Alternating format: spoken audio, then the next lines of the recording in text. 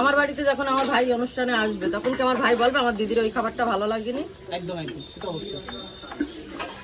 দিদি এখন কি তৈরি হচ্ছে? এটা তো ছোলার ডালের বড়া।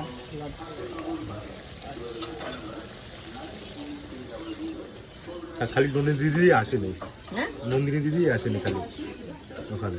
আমরা ভাই ছোটখাটো মানুষ, আমাদের ইনভাইট করেছে, আমরা আমাদের যতটুকু সামর্থ্য অনুযায়ী আমরা গেছি, বুঝছো?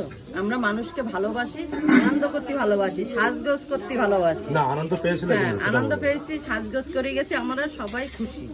আমাদের পুরো টিমটাকে বলে গেছিল যে দিদি তোমরা সবাই যাবে, যেহেতু আমি, আমার মেয়ে, আমার স্বামী একটা, আর মিষ্টির হাজবেন্ডও নিয়ে গেছে। আর টিম বলতে আমরা 7 জন আছি একটা টিমে, তার মধ্যে না আমরা 5 জন আছি একটা টিমে।